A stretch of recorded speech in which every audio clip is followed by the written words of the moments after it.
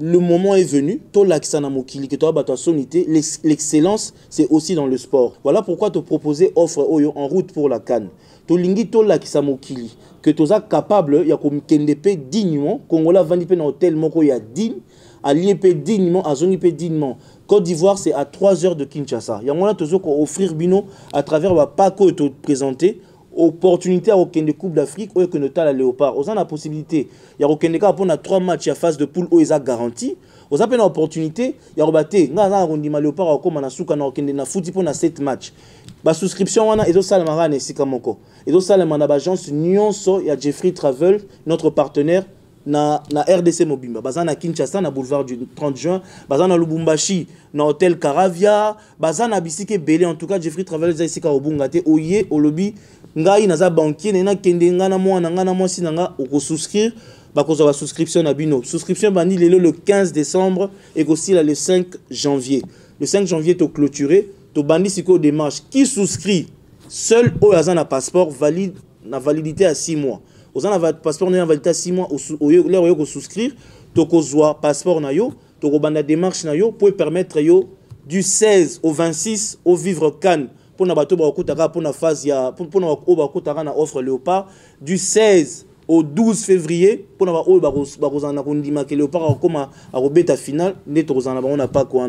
En tout cas tozo senga na bino bo panza sango yo ekende bisika na bisika pour Batubaya et Belé. C'est vrai que nous avons souscrit que pour 100 personnes avec nos partenaires ivoiriens avec option de rajouter.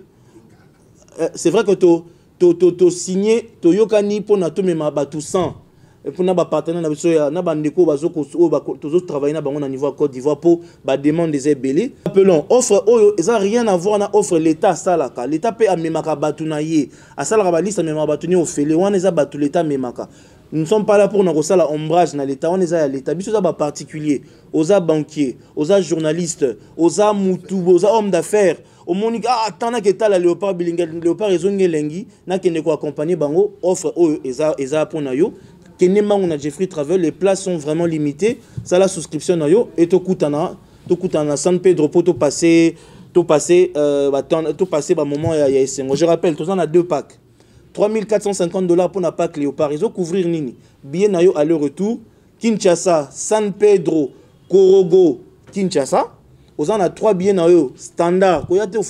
3 billets standard, ils ont 3 billets VIP. Standard équivalent en tribune nabiso na Congo awa. Aux en a kit supporter. Tu peux ça au sac. Non tu comme à l'école mon côté de bengango comme à l'école. Tu peux si au t-shirt, tu peux si au bracelet nani écharpe. Na casquette, il y a Léopard, ok, comme ça Léopard, pour identifier yo, koza mutuya en route pour la CAN. Ceux qui ont souscrit pour la pack full et que Léopard a longwe au Kotikala, au Tala, bah match Oyo Lingi, on va arranger ça avec notre partenaire Kojitsi. Pour ceux qui voudront aller vérifier, ça s'appelle la Kojitsi. Donc beaucoup vérifier, bah on est baza chargé, il y a une délégation, nion surtout où ils ont la CAN. Mais en termes de logement, hébergement, nous serons tous mis dans des bonnes conditions. Bah image de Rokabolango. Et qu'on les canava chaîne de façon que tout le monde au Alingaya a bénéficié vraiment d'une expérience mémorable.